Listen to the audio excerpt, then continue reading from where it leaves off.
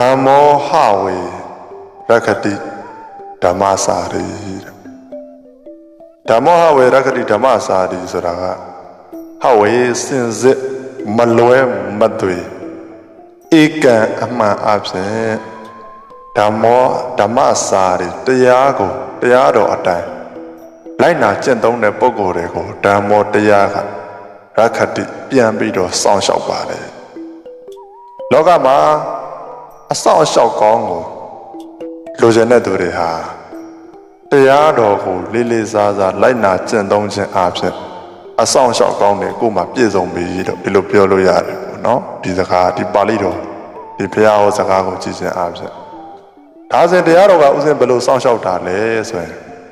တရားဆိုတာဥစဉ်တို့ဘာမှလိုအပ်ချက်ချွတ်ယဉ်ချက်ဆိုတာ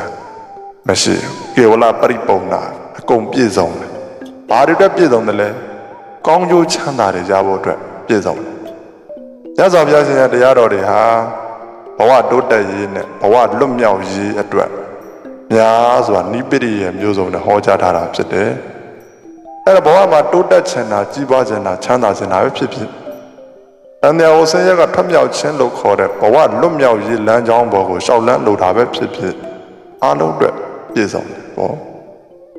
တရားတော်နဲ့လိုက်နာကျင့်သုံးတဲ့ပုဂ္ဂိုလ်ဟာအပယ်လေးပါးကိုမရောက်စေနိုင်ဘူးမကောင်းမှုတွေကိုရှောင်ရှားပြီးသားဖြစ်တဲ့အတွက်ကြောင့်မကောင်းကျိုးတွေလည်းမဖြစ်နိုင်ဘူးအဲကြတော့ဆင်းရဲဒုက္ခနဲ့လည်းဝေးသွားတာပေါ့ဆင်းရဲဒုက္ခတွေမဖြစ်အောင်အပယ်လေးပါးမရောက်အောင်စောင့်ရှောက်ထားနိုင်တယ်ဆိုတာလိုက်နာကျင့်သုံးကြတဲ့အတွက်ကြောင့်ပဲဒါကိုပဲတရားတော်ကစောင့်ရှောက်တယ်လို့